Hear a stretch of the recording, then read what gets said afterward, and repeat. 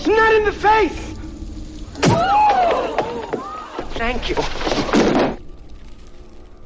Hello and welcome to Hey Not the Face with your host John Nash and your producer me, Steffi Haynes. And today we have a classic hodgepodge. It's been a while since we did one of these where we were just all over the place with our questions, but we had a lot happen. Obviously, we're going to spend some time with the happenings in the UFC antitrust case first because there was quite a bit going on. We're going to look a little bit at Zuffa Boxing and what's happening there. We're going to talk about Golden Boy and their lawsuit against Rick Mirigian.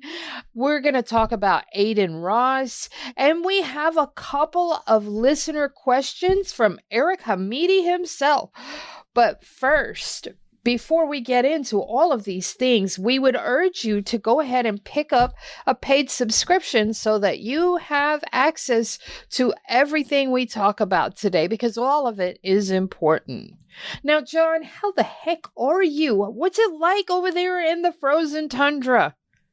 It's not so frozen. It's actually pretty mild. It was above freezing. It's been above freezing, I guess, a few days before I got back. And looking in over the weekend, it's supposed to hit 50 over the weekend. Oh, my God. Absolutely sweltering. You are in the tropics now. Well, I mean, I did leave 80-degree LA, but I guess it's supposed to start raining in LA, too. So I kind of timed it perfectly. So for once, I can't complain about the weather. I will, but I can't really, but I will still complain. So I wanted to really quickly say something here. We had a pretty positive response to our movie chat from our last episode. And so I would like to go ahead and pat myself on the back for suggesting that we possibly do this on a semi-regular basis, once a month or once every other month, cover a classic movie. And other people liked that idea more than just one, too. So, yeah, we should definitely think about Dog Day Afternoon next, right? Yeah, we could do Dog Day Afternoon. We could do, French Connection. I would love the French Connection. Last summer, Marimba. We could do, there's just a long list of movies that Salo, 120 Days of Sodom. That's another great one we could do. But no, we should not. I don't think you'd sit through that one. What's that one? I don't even know if I'm allowed to say on the channel what that one's about. It is a classic, though. It is a classic. Yeah, let's not. Maybe we should steer away from that one. What about Citizen Kane? I love that movie. I've seen that movie. Manchurian Candidate. That's another good one. That's good. I mean, there's an endless supply of great movies to talk about. Ran. I don't know. Ran. I love that. Kurosawa. We could do basically any Kurosawa movie I would be happy with. Any Fritz Lang movie, there's just a long list of directors. Postman always rings twice. Yeah, you talking about the Jack Nicholson one or the Garfield one in the 40s? Jack Nicholson is the one that I've actually seen, but we could try the other one too. Also, listen, One Flew Over the Cuckoo's Nest. I love that one. That's great. There's endless supply of great movies. Now, the question should be, if we did movie discussion, I think, should we do it at the beginning of a show, or should we just record a separate bonus one that we send out as the movie discussion? Yeah, maybe we'll do it like that. We'll do a separate bonus one, and maybe just leave that for our paying subscribers. We'll let that be bonus content that they have access to. And they might unsubscribe just to stay away from the movie discussion, though. Nah, I don't think so. I think that would be cool, though. Just a little tiny bit of spice added to the mix, but maybe in a separate little category. But I had so much fun with that, and it was really fun doing the research, which was actually, rewatching the movie. There's so much that you catch, especially if it's been a while since you've watched something. So yeah, I enjoyed it immensely. Yeah, well, it's that movie's great. Some of them might not be as good, but there's just, like I said, there's an endless supply of classic movies that that you can discuss. So it's there's Diary of a Country Priest. That's one that would probably bore most of the people, but I would love to watch that again. The Robert Bresson movie. There's just an endless supply. And there's also newer movies that we could look at too. No. Fuck the newer movies. They all suck. No way. I kind of wanted to talk about No Country for Old Men.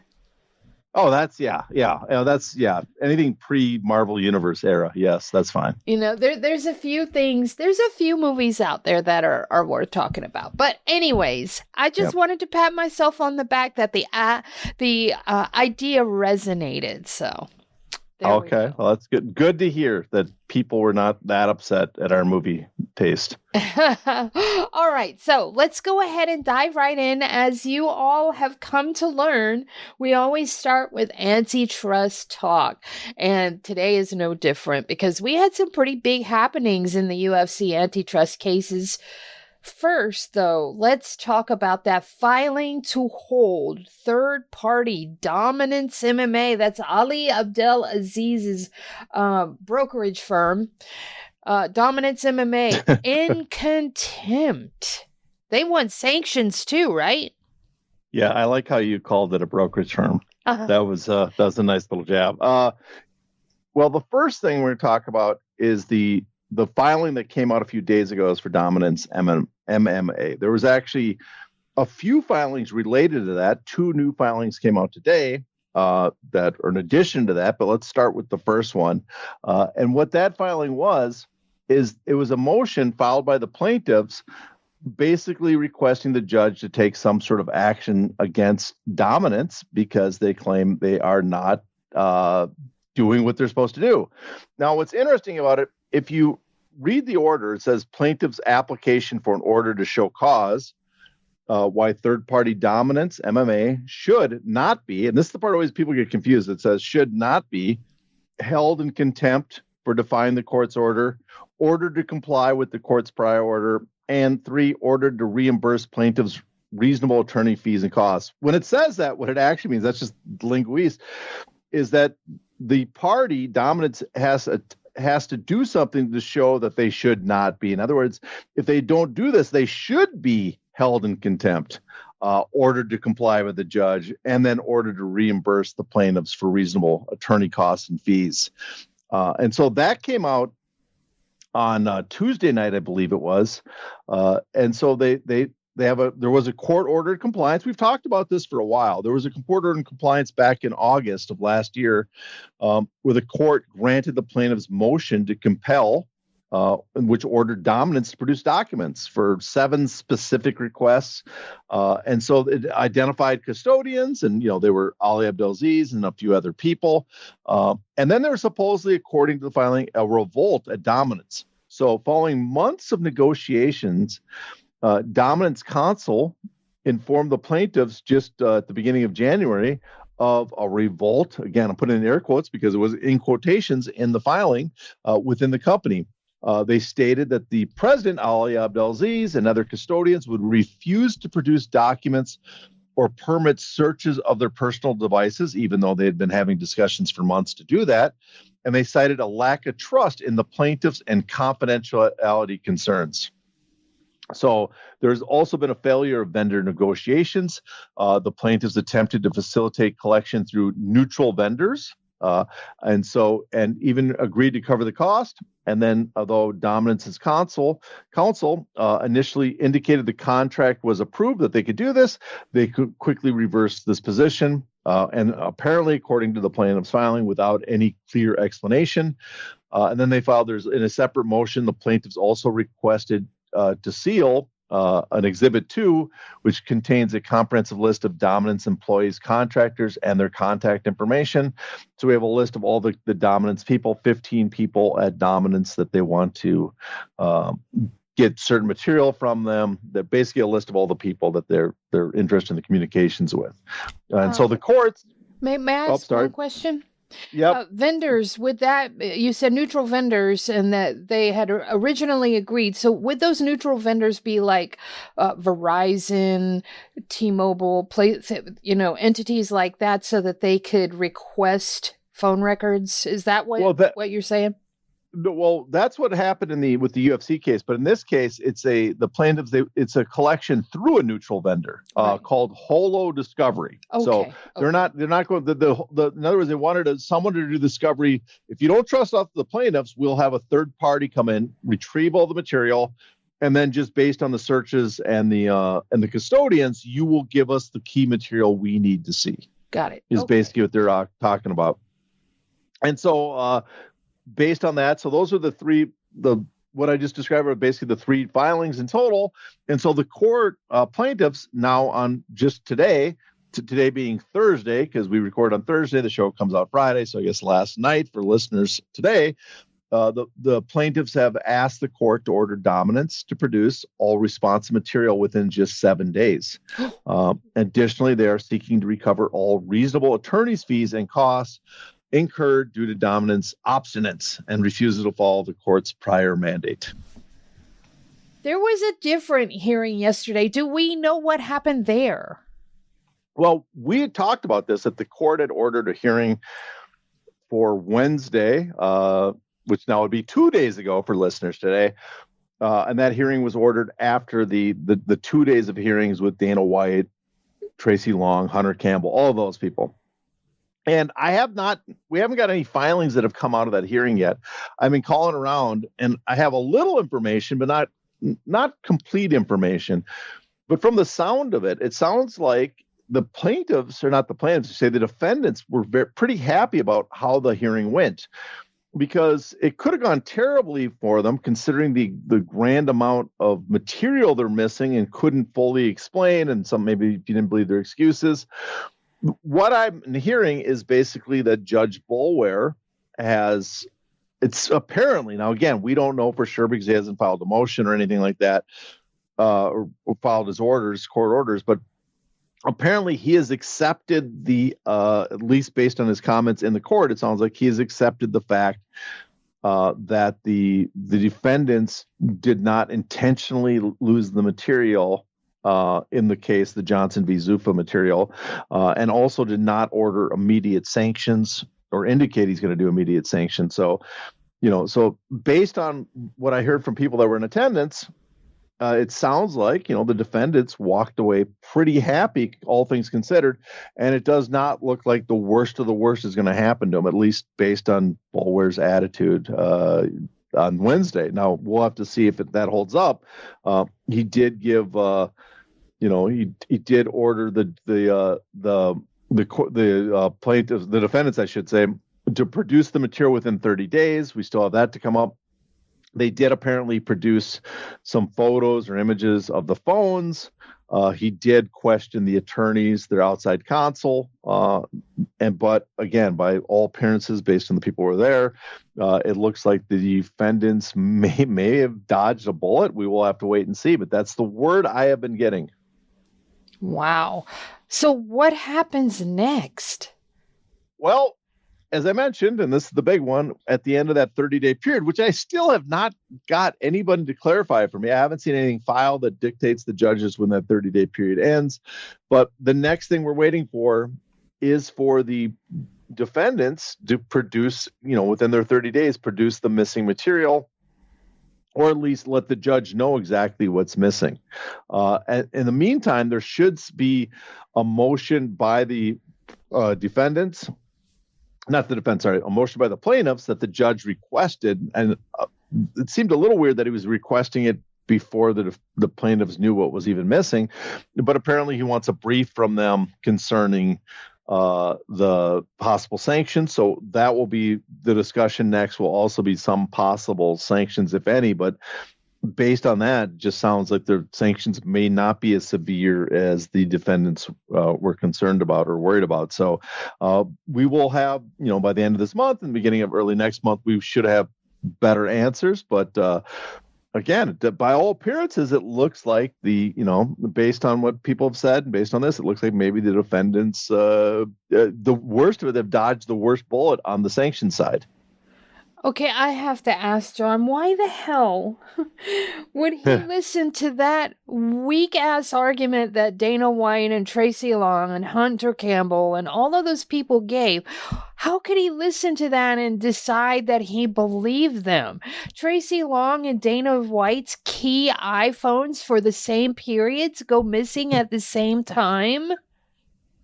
Yeah, I don't know. Again, the thing is, the problem is we are playing a game of telephone here, because the judge, as we know, has sometimes played a sleight of hand, has indicated something and done the opposite. He's been pretty good at not telegraphing all of his moves. So you got that. Second, we are getting reports from people that were there trying to interpret what happened. And the people there, they might have an emotional response. So when I get it from someone that witnessed it or heard it even secondhand from someone there, who knows we can't project what the interpretation of the judge is. I guess we can only, take guesses, but I don't know why he fully, bought into that. It's, based on my experience when I was in the court, I thought some parts of their argument was believable, but even then it looked like such gross negligence on their part. Even if it was, I thought the judge would be a little upset at them. And it didn't seem like that, again, based on what people are telling me at the hearing. And so, I have my answer to your question is I really don't know, but I guess we should probably wait and see when we get some confirmation, a statement by the judge himself, and then we'll have a better understanding of what his position on this is. All right. So we're going to switch gears here and we are going to talk boxing. We're going to start off with Zuffa Boxing. TKO answered questions from Ilhan Omar last month during a hearing about the Muhammad Ali American Boxing Revival Act. Did anything that they said stand out to you? Yeah, well, this was kind of interesting because I randomly found this. I was looking for something. I had bookmarked the page where they do like a lot of the congressional hearing page or whatever. So I did a Google search for the Muhammad Ali American Boxing Revival Act. And lo and behold, I got this document from .gov.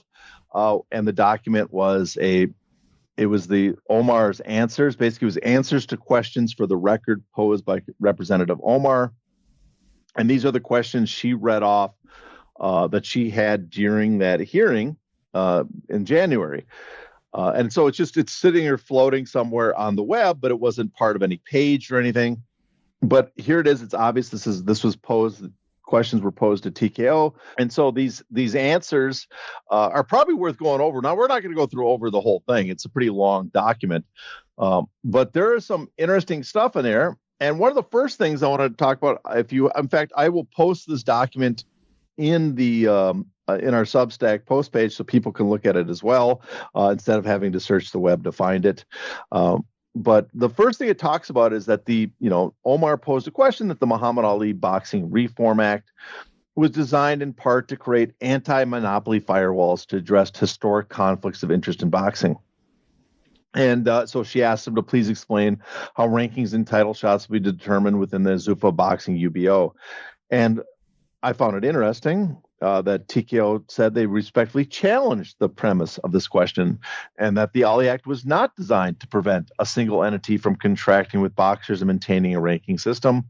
And they cite a portion of the Ali Act where professional boxing differs from other major interstate professional sports industries in the United States in that it operates without any private sector association, league, or centralized industry organization to establish uniform and appropriate business practices and ethical standards. And so you look at that and you go, well, that, and I've seen the UFC repeat this, or I should say TKO and their lobbyists repeat this paragraph from the Ali Act findings before. And a couple points about this whole section that why I appreciate this from TKO. One is, yes, this is an argument that was made during the Ali Act hearings. It's part of the official report that's attached to the bill. But when you're talking about an association, right, it operates without any private sector association. An association is a collection, right? A league is a collection. MMA promotions call themselves leagues, but they're not leagues. they're individual promoters. A league is when a group of teams get together, when a group of people get together. The League of Nations, what is it? It's not one nation, it's a bunch of nations.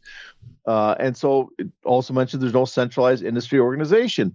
But what this is talking about, when you look at the other sports, how they operate, be it the NFL, be it the NBA, be it the Major League Baseball, their association is a governing body that basically keeps all the teams on the same page, so they're all playing, operating within basically a level playing field. The tennis associations as well, the players associations as well. And so I think it's something of a sleight of hand that the UFC is arguing that this section is what gives them permission to do what they're doing, because what they want to do is operate not as a league, not as an association, in other words, with multiple parties. They want to operate as a single entity that dictates all parts of the sport. And the other part of this that I find somewhat, some gumption on their part is, if you look at the bill itself, the legislative history, I should say, part of when the Ollie Act was passed, there was a report attached to it. And that report has elements about it basically describing the purpose of the bill, what reasonings behind it, things like that. And one of the things that has in it is that there's a section describing what happens with the titles, why you want the separation of titles from the promoter or sanctioning organizations, some regulation on them. And I'll read just a brief section from that. And this is from the Muhammad Ali Boxing Reform Act Senate report that came out June 21, 1999. It's section 4, protecting boxers from exploitation.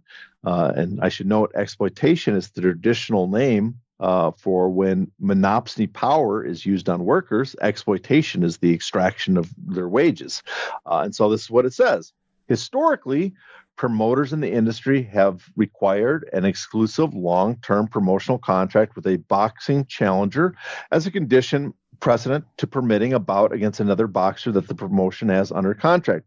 The committee believes, and hearing witnesses and industry members strongly concur, that this tactic is the key contracting practice that has been used by promoters to gain undue control over boxers and championship titles to the clear detriment of the sport.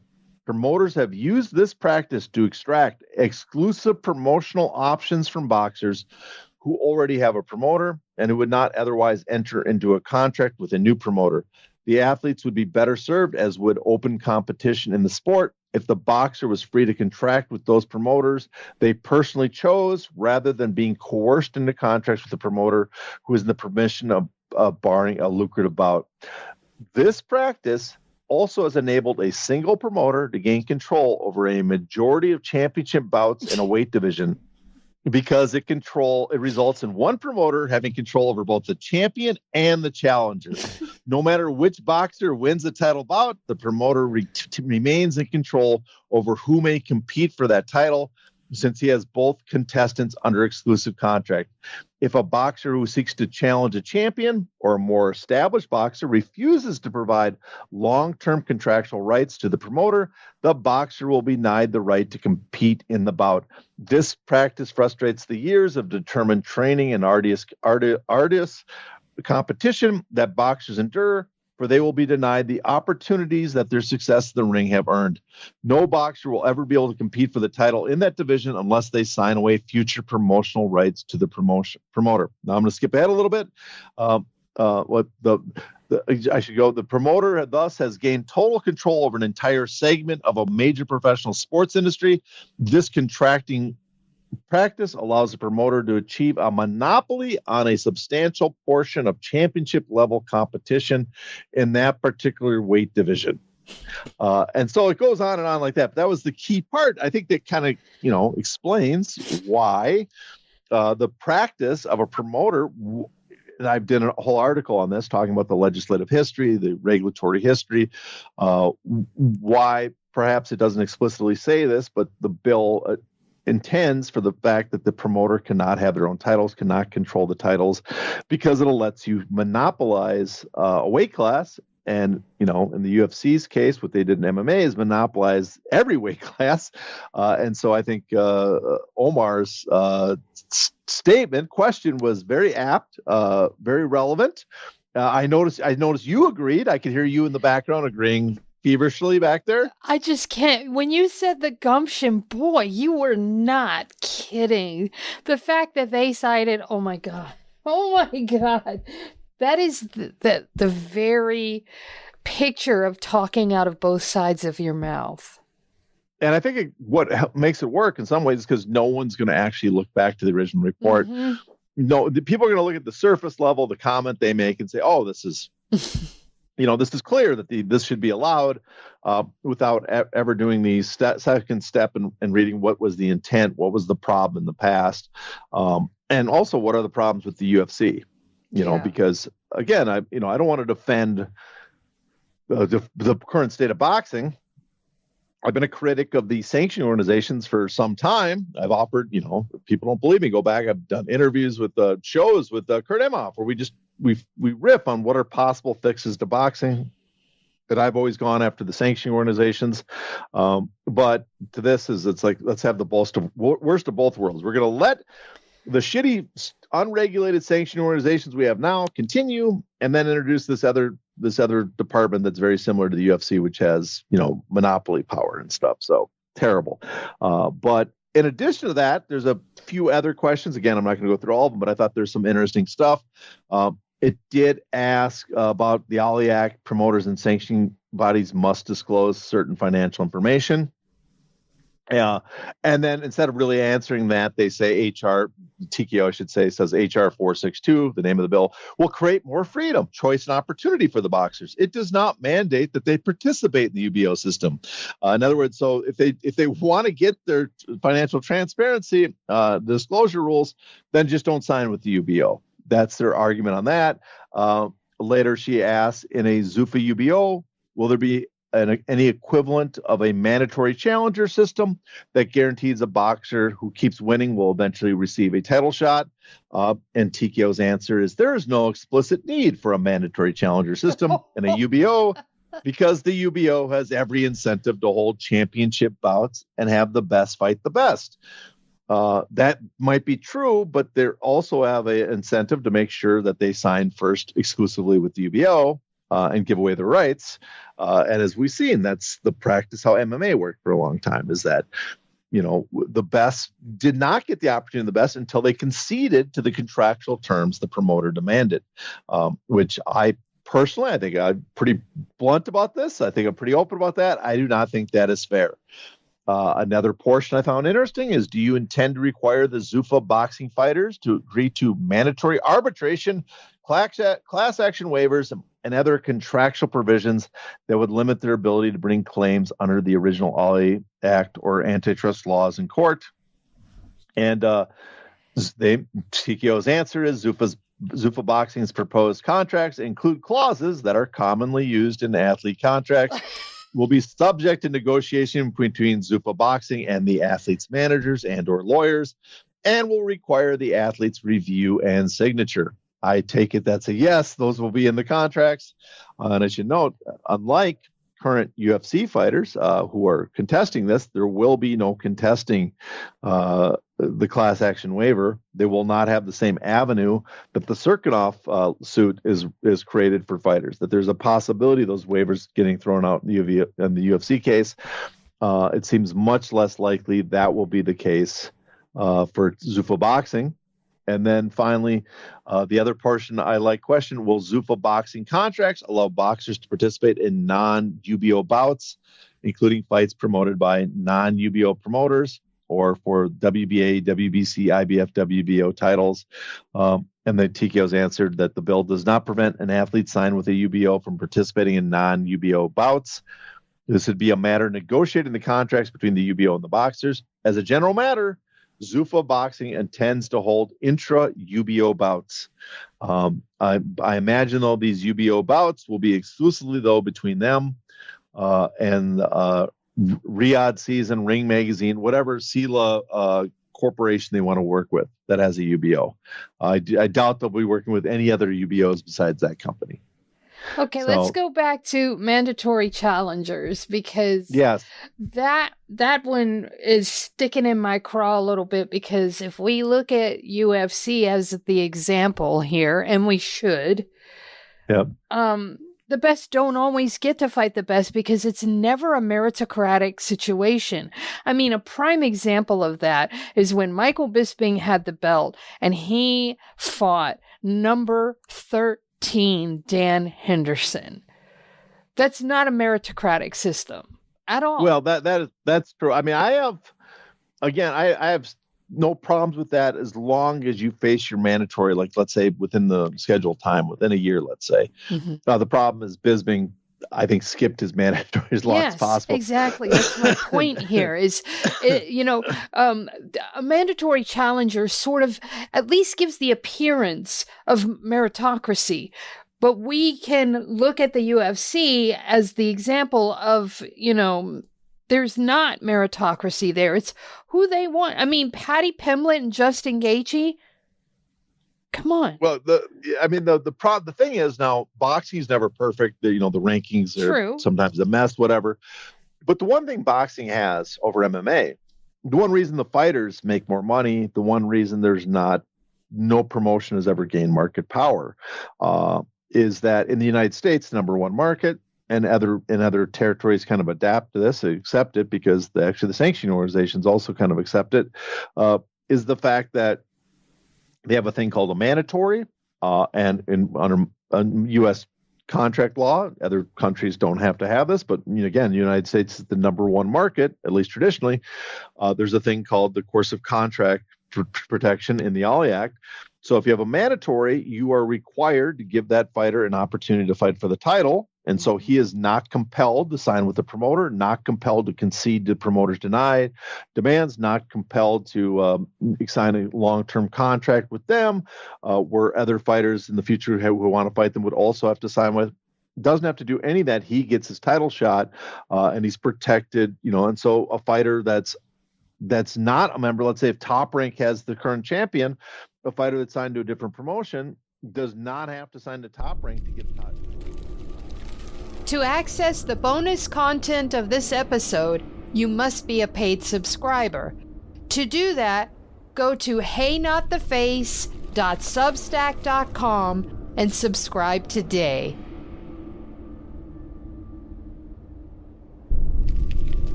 Ow! Ow! Not the face! Ooh! Ooh! Okay, the face!